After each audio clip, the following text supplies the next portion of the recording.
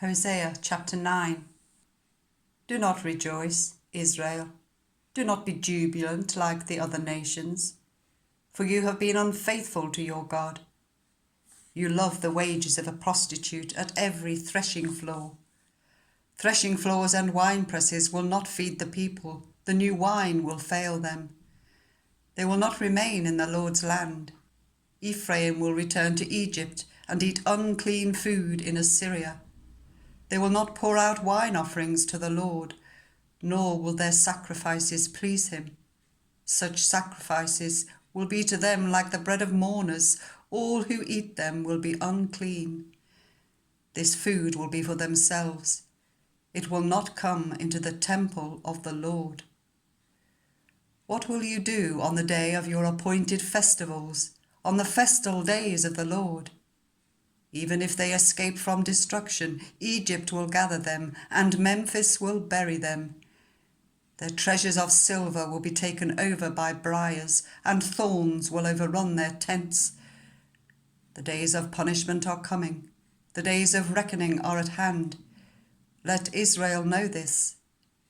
Because your sins are so many and your hostility so great, the prophet is considered a fool, anyone who is inspired a maniac.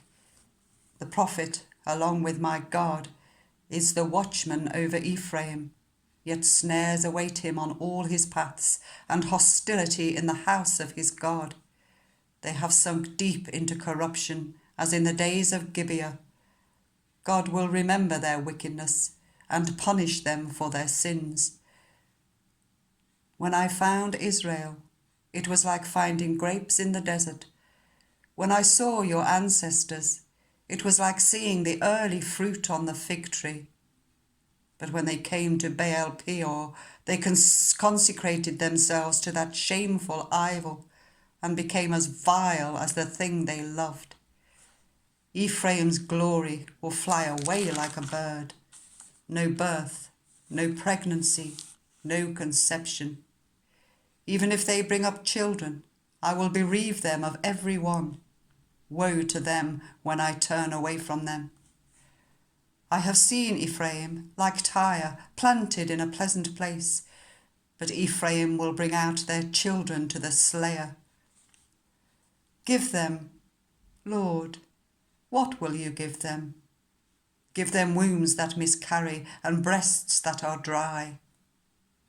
Because of all their wickedness in Gilgal, I hated them there. Because of their sinful deeds, I will drive them out of my house. I will no longer love them.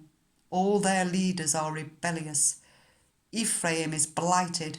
Their root is withered. They yield no fruit. Even if they bear children, I will slay their cherished offspring. My God will reject them because they have not obeyed him. They will be wanderers among the nations.